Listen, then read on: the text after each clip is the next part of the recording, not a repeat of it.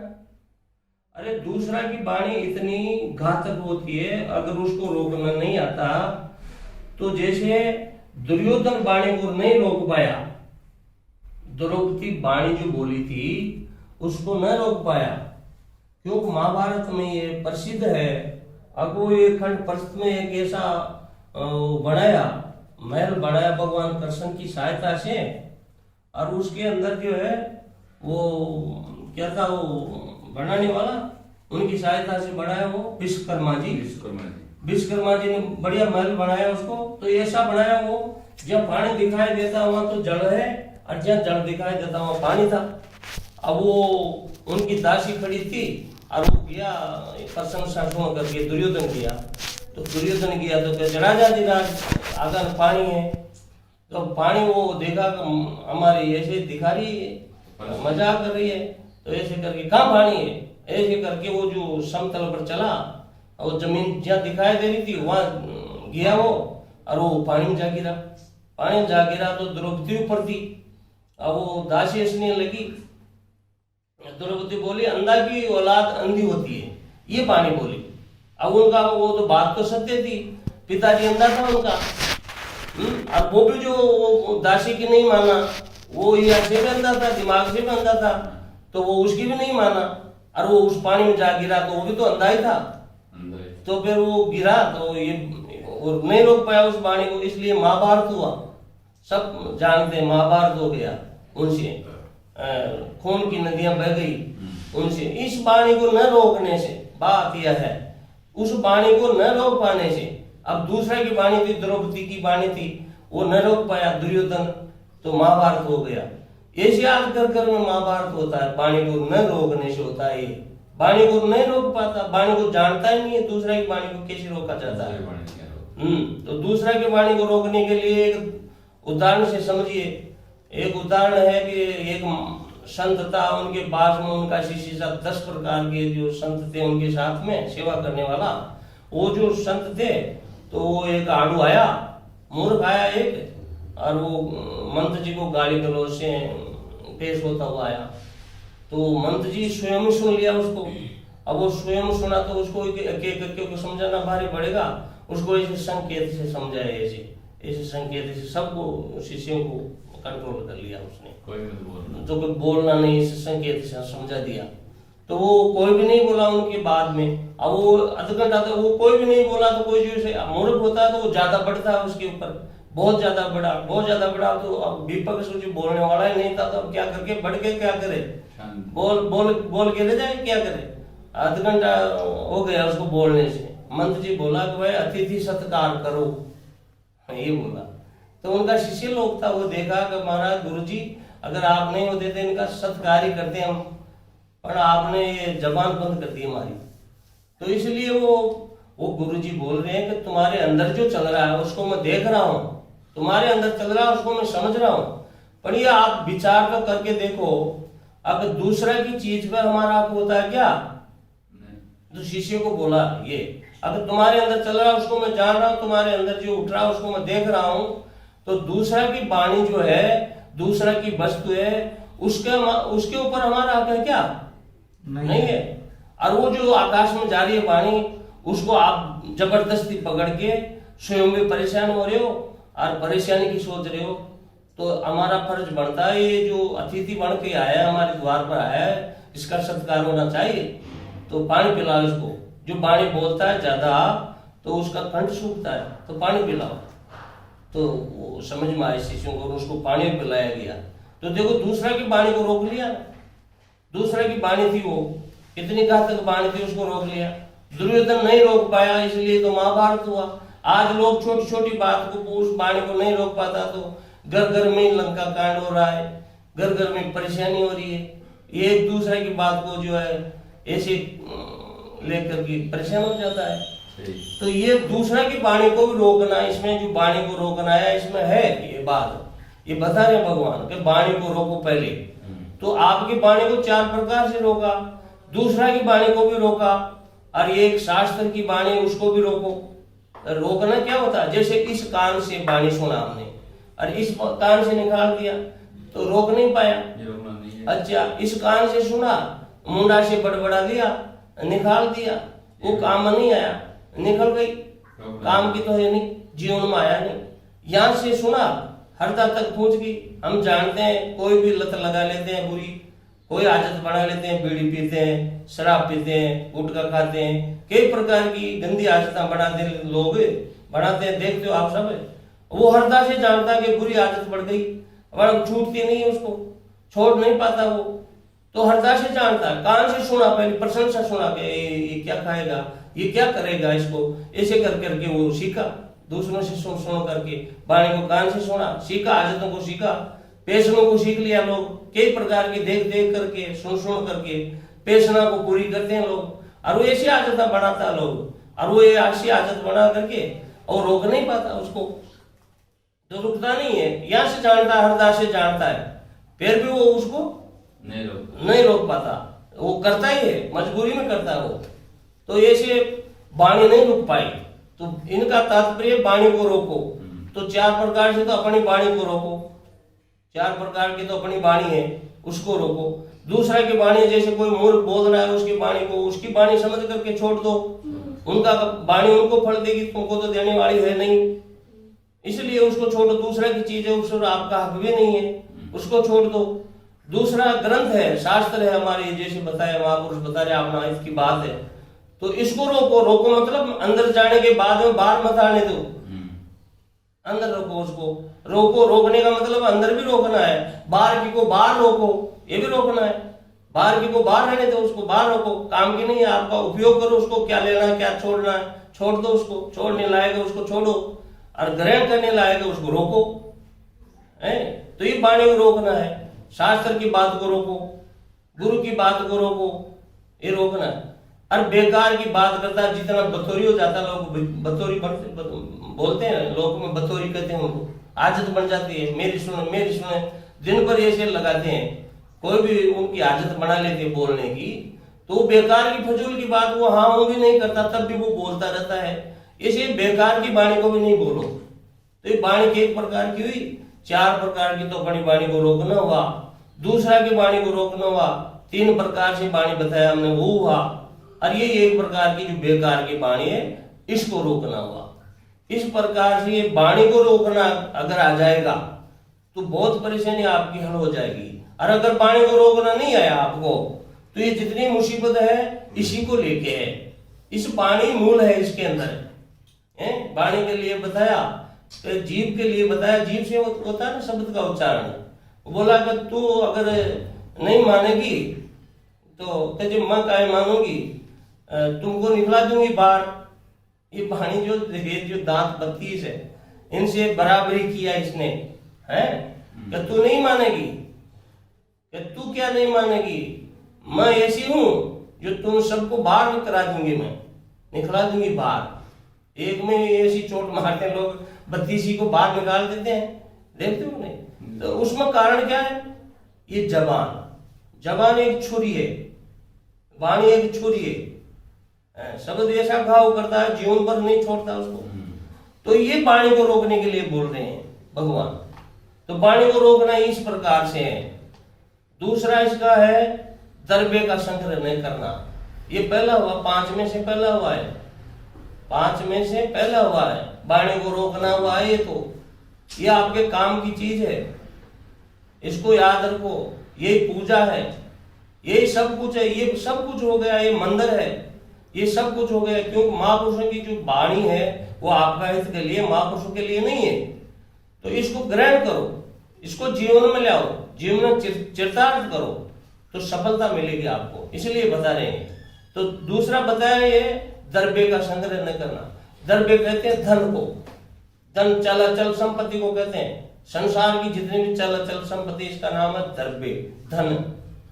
द्रव्यणम बताया ना भगवान, तुमेव माता च पिता, तुमेव बंधु च सखा, तुमेव विद्या द्रविणम। ये विद्या धन है, विद्या द्रविणम धन है विद्या। ये धन नहीं है, ये संसार का धन आज तक किसी का नहीं हुआ, आज तक हुआ भी नहीं, किसी का नहीं हुआ। तुष जितनी सी भी चीज किसी की नहीं हुई, राय जितनी सी भी चीज आज तक यहाँ से नहीं हुई। ये देखो कि हमारा जो शरीर है सब संसार की चीजों से बहुत नजदीक है। ये शरीर आज तक किसी का हुआ हो जाएगा, संभावना है, ये कभी भी नहीं सोचना है। तो धन को क्यों सोचते हो अपना कि ये मेरा हो जाएगा, मेरा हो जाएगा, ये मत सोचो। बराबरी करते हैं, वो तो बहुत बढ़ गया, वो तो बहुत बढ़ गया। क्या बढ़ गया? हाँ, बहुत आगे बढ़ गया, बहुत आगे बढ़ गया, बहुत बढ़ गया। उसके ऊपर एक दृष्टांत सुनो। एक बहुत वो धावक था, दौड़ने वाला, जो दौड़ने में बहुत माहिर था। उसका नाम जा प्रसिद्धि थी उनकी, बहुत नाम पाया हुआ था, वो अभ्यास किया हुआ था। चलो साहब, वो क्या किया, एकदम सूता था और उसको ओझा गाया चोर का, और चोर का ओझा काम है, और वो उनके पीछे भगा तो दूसरा गांव भागने का अभ्यास था, दूसरा गांव पहुंच गया। तो दूसरा गांव वाले लोग बोले कि ये भाई साहब, ये क्या, कोई भागने की कोई प्रतियोगिता नहीं है, कोई नहीं है, आप ऐसे कैसे दौड़ रहे हो? कि चुप रहो, चोर आया, ललकारा, मैं भागा। तो कहे जी भागने में इतना नाम है आपका, और चोर अभी तक पकड़ में नहीं आया। कहे चुप रहो, वो करे चुप रहो। तो 2 किलोमीटर पीछे छोड़ के आया, इतना आगे बढ़ गया। अरे जिसको पकड़ना था उसको तो पकड़ा नहीं, अरे आगे बढ़ गया। क्या बढ़ गया? आगे ऐसे आगे बढ़ते हैं लोग। तो ये एकदम से आगे बढ़ करके दिखाना में लग रहे हैं लोग, सब दिखावा में लग रहे हैं। ये पाखंड है, सब पाखंड है। यह इतनी संपत्ति है संसार की है, जो जितनी भी संपत्ति है ये भगवान की संपत्ति है, किसी की नहीं है। आज तक किसी की नहीं हुई। आपकी व्यवस्था के लिए, जैसे कोई बगीचा है हम सहल करने के लिए, अब वो बैठ जाए उसको पकड़ के मेरा बन जाए, कैसे बन जाए, कैसे भी हमारा हो जाए, कैसे भी हमारा। अरे कैसे हो जाएगा, क्या हो जाएगा, किसका हुआ? कोई हुआ है किसी का आज तक धन हुआ है? किसी की क्या चीज हुई है? यहाँ कोई भी होने वाले नहीं है। तो बताया अब ये धन क्या चीज है, ये संपत्ति क्या चीज है। तो उसके लिए दृष्टांत दे रहे भाष्यकार भगवान, और जगह बताया है। तो बताया जैसे कोई सर्प धस जाता है घर के अंदर, तो सर्प को देख लेता घर में कोई भी गृहस्थी, तो वो उसको देख लेता तो चैन से नहीं रहता, ऐसा हो जाता है, दुख है। तो ये धन क्या है, जिसके घर में आ जाता है तो शांति नहीं ले पाता, इधर उधर रहता। वो धन शांति लेने नहीं देता। बड़ा बड़ा लोगों को देखो आप, वो रखता है, बंदूकदारी रखते हैं, और द्वार पर खड़ा बंदूकें ले लेके खड़ा है, बहुत धनी आदमी होता है, वो रखता है उनको। अब उसको नींद ही नहीं आती, गाड़ी रखता है, काली शीशा लगा कर रखता है, पेशाब ही नहीं करता, पेशाब आने पर भी पेशाब नहीं करता, कोई शूट कर दे, मार दे। उसका जो बेटा होता है उसका भी वो भय करता है कि नहीं मार दे। अपना कोई डर रहता है उसको, जो ज्ञाति है, जो उसको जानता है, उसका ही भय रहता है उसको। किसके कारण? धन के कारण।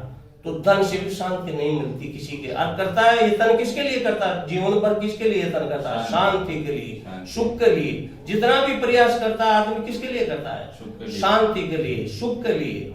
और उसके लिए देखो क्या करता है, धन करता है। तो धन से वो शांति जो थी वो भी निकल जाती है उनके हाथ से, और धन के पीछे पड़ा रहता है।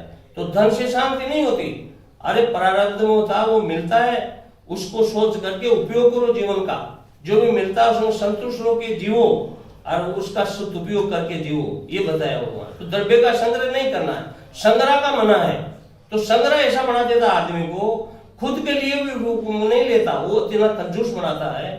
मैं देखा हुआ बचपन में, एक वो था जो जितना भी उनके गाना मिलता था उनको आया गया करता था वो। तो उसके लिए बोला एक रोज के ये खाया कर, तुम्हारे जीवन ही ऐसा हो गया कि मैं क्या करूं कि मेरा तो पाशी हो गई जीवन की। तो ये धन क्या हो जाता है, जीवन की पाशी हो जाती है। और इसका उपयोग करता है उसके लिए दासी हो जाती है।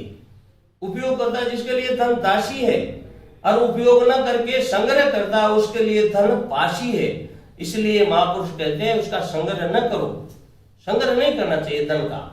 धन का संग्रह में कई विवाद, कई दोष है। तो संग्रह के लिए नहीं, उपयोग के लिए धन करो, कमाओ, परिश्रम करो, उपयोग करो। तो धन की मना नहीं है, उपयोग का करना है तो मना नहीं है। दुरुपयोग करते तो मना है, तो दुरुपयोग है। संग्रह करके दिखाना, धनी बन करके दिखाना, ये सब जो खुबाव है आपका, ये गलत है। तो इसलिए भगवान कह रहे हैं कि ये द्रव्य का संग्रह न करना। द्रव्य का संग्रह करना तो कौन सा द्रव्य का संग्रह करना? धन कौन सा है? विद्या धन। ये बताया विद्या द्रविणम। और विद्या के लिए बताया परधन है। एक बार जी महाराज ने बताया परधन है, और चोरी करे तो किसकी करे? संसार में चोरी नहीं करनी चाहिए, पर चोरी की अगर आदत बनानी है, देखें कि चोरी करनी है तो धन को चोरो। किसका धन? धन किसका है? विद्वानों का धन है, महापुरुषों का धन है, ये विद्या धन, इसका चोरी करो तुम। परधन रे, पर निंदा करे, दूसरा की निंदा करो। ये बताया निंदा का मना बोला पहले, अब बता रहे परधन रो, पर निंदा करो। पर निंदा मानी परमात्मा की चर्चा करो, पर निंदा करो, परमात्मा है पर, परमात्मा की निंदा करो, चर्चा उसकी करनी चाहिए परमात्मा की, तो उसको कहते हैं परधन हरो, पर निंदा करो। परतरिया राखो घर में, पर परतरिया की तरफ दृष्टि न करो, पर लोगों की भावना कुदृष्टि तो करते हैं ऐसा। तो परतरिया मतलब भक्ति है, उसको घर में रखो। आप सेवा करोगे किसी की, आपकी सेवा होगी। आप रोटी खिलाओगे किसी की तो सुपोष आपकी आदर सत्कार होगा। आप किसी को मत खिलाओ, आपको खिलाने वाला कोई नहीं संसार में। तो बस यही है। तो ये बोला इसमें परधन करो, पर निंदा करो, पर तरिया रखो घर माई, मांस मुदिरा पुनि पियो। मांस भी खाओ और मुदिरा भी पियो, मदिरा भी पियो। मदिरा मानी शराब। तो वो क्या है? अब ये जो बुरी बात है, कोई भी जो ये ऐसी बोलता है, बहुत बुरी कठोर बोलता है, उसको पी जाओ, ये है मदिरा। और मांस क्या है? ये जो हमारा मन है, दुर्मन है, जो वासनिक मन है, तृष्णा में दौड़ता रहता है, घोड़ा दौड़ता है, नींद नहीं आने देता, इसको खा जाओ मार करके। ये मांस है इसका, ये खाना। ये बताया उल्ट बहुत बताया। बर्तन हरो, पर निंदा करो, पर दरिया राखो गरमाई, मदिरा मांस को नहीं पियो तो मुक्ति की संशय है। तो आपकी मुक्ति है, उसमें कोई संशय ही नहीं है, ये बताया। तो इसी भाव को लेकर के यहाँ बोल रहे हैं कि द्रव्य का संग्रह नहीं करना। संग्रह करना तो किसका करना? विद्याधन का करना। इसलिए ये संसारिक जो लौकिक धन है, इसका संग्रह न करो। अगर संग्रह भी करोगे तो यही रहने का है, जाने का नहीं। और जिस कर्म से आप संग्रह करे हो, जिस सत्ता करे हो, तो दुख देगा पीछे से भी। आपके जो हितकारी है उसको सबको दुख देने वाला, सुख नहीं देगा वो किसी को भी। सुख वही देगा जो परिश्रम से कमाते हो, और परिश्रम से आपके पास है, वही सुख देने वाला है। धोखा से किसी को सुख नहीं देता। तो ये बताया। अब दूसरा बता रहे हैं काम लौकिक पदार्थों की आशा छोड़ना। ये हमारे लौकिक पदार्थों की आशा क्या? जैसे मृत्यु लोक में हमारे पदार्थों से आशा है। कैसी आशा है?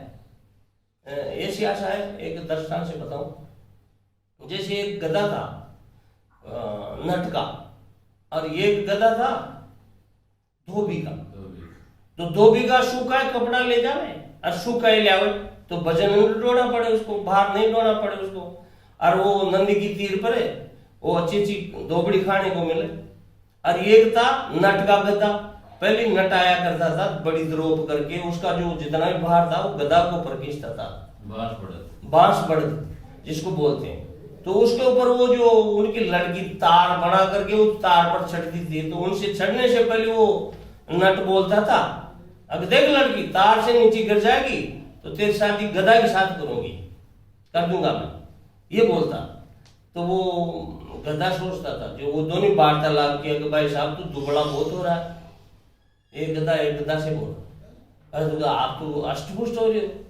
तो कहते मैं तो बाहर ढोता ही नहीं हूँ, मैं तो बहुत बाहर ढोता हूँ, इसलिए थोड़ा हो रहा हूँ दुबला। तो क्यों बाहर ढोता? मेरे मालिक के पास आ जा। कि आ तो जाऊं मैं आपके मालिक के पास, पर हमारे बहुत मोटी आशा है। तो वो क्या आशा है? तुमको दुबला बना दिया, वो आशा। वो क्या आशा? कि बहुत मोटी आशा है मेरे। तो वो क्या है?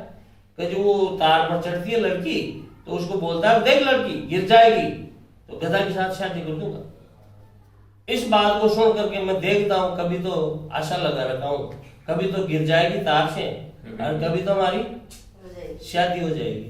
तो देखो ऐसी आशा है, इनके लोग पदार्थों की आशा है, इन जीवों की, मनुष्य जीवों की ऐसी आशा है। अब कभी तो सुखी हो जाऊंगा, कभी तो सुखी हो जाऊंगा, कभी तो सुखी हो जाऊंगा। अरे पीढ़ियां दर पीढ़ियां बीत गई और सुखी नहीं हुआ संसार से। संसार से सुख होने का है ही नहीं। संसार दुखालय में है, दुख आता है इसमें। दुखालय में पूछ जाता दुखी दुख है, वहां कहां से सुख पड़ा है? तो इनसे जो लौकिक पदार्थों की आशा रखता है, लोक में पदार्थ है या मृत्यु लोक का जो पदार्थ है, उनसे सुख नहीं होता, किसी को नहीं हुआ, आज तक नहीं हुआ। दूसरा लोग क्या आशा करता है, स्वर्ग में मिल जाएगा, वहां संकल्प से मिल जाता है, संकल्प करता है, जैसे सुपन में संकल्प करते हैं वो आप सब मिल जाता है, ऐसे मिलता है स्वर्ग में, कोई करने की जरूरत नहीं। और वहां न बुढ़ापा आता है, न कोई ऐसी परेशानी आती है, इसलिए वो उस लोग की भी आशा रखता है। सुना है, उपनिषदों में सुन लिया, वेद में सुन लिया, शास्त्र में सुन लिया, महापुरुषों ने सुन लिया, देखा नहीं, कई बार देखा है, असंख्य बार देखा, अपन याद नहीं रहता, इसलिए आशा करता है कि उस लोग के भोग भी उनको मिल जाए, ऐसी आशा रखता है। क्यों मिल जाए, सुखी हो जाऊंगा, सुखी हो जाऊंगा। क्या हो जाएगा सुखी? सुख होने का रास्ता तो है ही नहीं, सुखी होने का रास्ता तो है ही अलग। ये बोल रहे हैं कि इसका लौकिक पदार्थों की आशा छोड़ो, सुख चाहते हो तो लौकिक पदार्थों की आशा छोड़ना पड़ेगा आपको, जब सुखी हो सकते हो, नहीं तो होगा नहीं सुखी। हाँ, तो पहला बताया वाणी को रोकना, दूसरा बताया द्रव्य का संग्रह न करना, और तीसरा बताया लौकिक पदार्थों की आशा को छोड़ दो। अरे इनकी आशा क्यों करते हो? जैसे कोई मर्द तृष्णा का जल से आशा करे कि प्यास बुझावे, बुझा सकता है? हाँ, सुपन के पदार्थों को हम उपयोग में ले ले, जागृत में ले सकता है? तो ऐसी हालत है, इस संसार के पदार्थों से कौन क्या कर लिया, और इसके पीछे भागता है, दिन भर भागता है, जीवन भर भागता है, और भाग भाग करके मर जाता है, एक दूसरा से बड़ा दिखाने के लिए। बस ये परेशानी है, एक दूसरे से छोटा दिखता है तो परेशानी हो जाती खड़ी। जैसे उनके पास साधन नहीं है, जिसके पास पैदल जा रहा है परेशानी है, साइकिल साधन मिल गया तो बड़ी खुशी हो रही है, बड़ा खुश हो रहा है, साधन मिल गया जाने का, यातायात का साधन बन गया।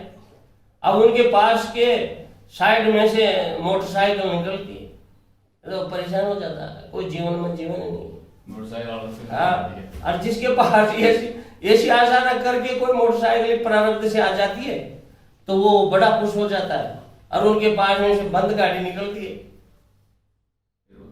है तो फिर परेशान हो जाता है, फिर वो बंद गाड़ी मिल जाती है, और बंद गाड़ी मिल जाती है तो ठट ठट ठट ठट ठट कर वो जो उड़ने वाला है ना, वो हेलीकॉप्टर से उतरता तो हमारी तो जिंदगी नहीं है, जिंदगी तो इन लोगों की। तो देखो ऐसे दिखाने के लिए फिर वो बढ़ता है, आगे बढ़ जाता है, आगे बढ़ जाता है, ऐसे दिखाने में रहता है, तो जीवन पर चलता है। ये बीमारी है, इसकी बीमारी लग गई है, ये यतन नहीं, सुख का यतन नहीं है। इसलिए बता रहे हैं यहाँ लौकिक पदार्थों की आशा छोड़ना है, जब तो सुखी होगा, नहीं तो सुखी होगा नहीं, छोड़ो लौकिक पदार्थों की आशा।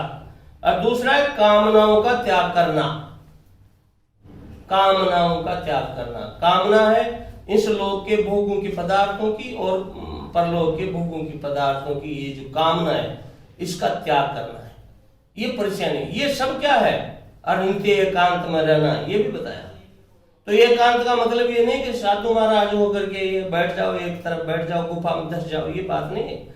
एकांत का मतलब है करोड़ों की भीड़ में भी आप इनसे बेमुख होकर के उल्टा हो जाओ, इसको मिथ्यात्व निश्चय करो सबको, अकी सुपन के पदार्थों की तरह सब, ये सब सुपन के पदार्थ है, दिखता है पर है नहीं, प्रतीत होता है पर है नहीं, ऐसा है। जैसा ये कपड़ा है, अब ये कपड़ा आपको प्रतीत होता है पर ये कपड़ा नहीं है, आपको भ्रम है।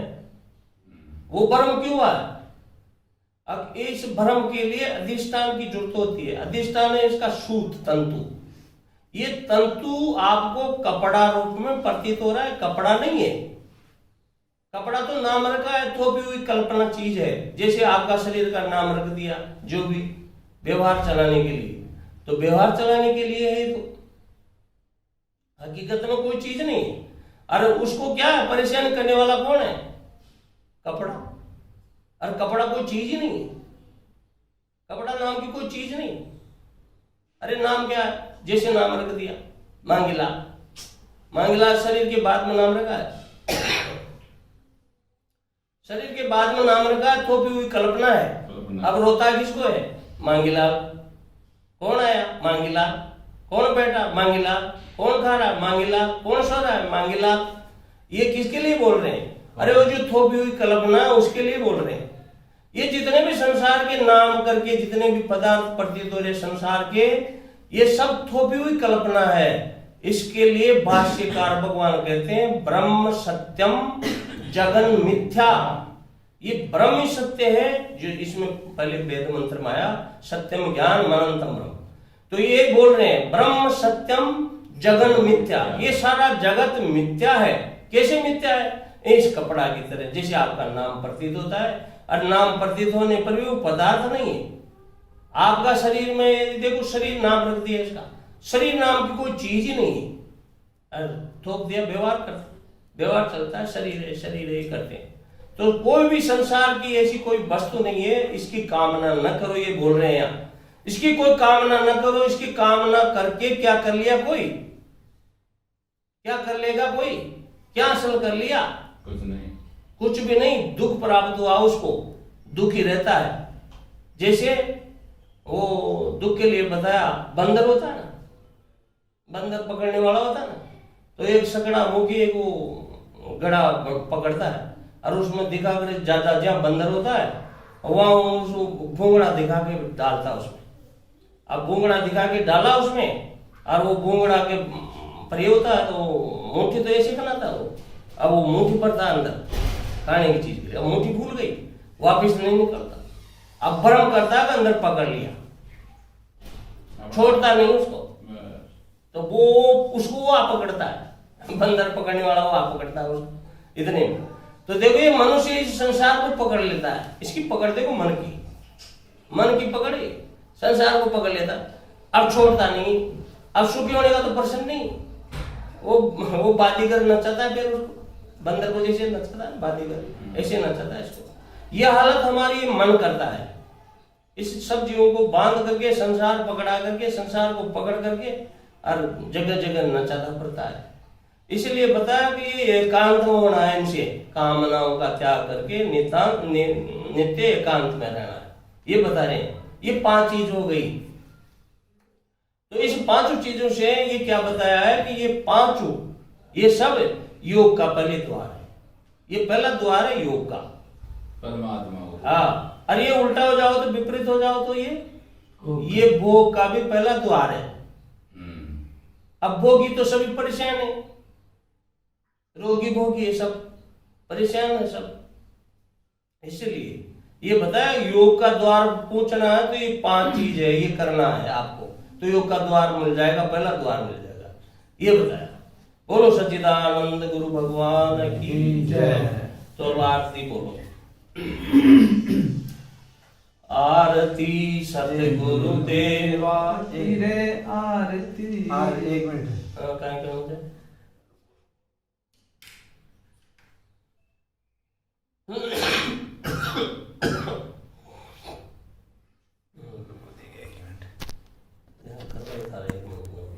वापस ली ना आरती तो मैं ली नहीं तो आज दोबारा चले अच्छा चलो ठीक।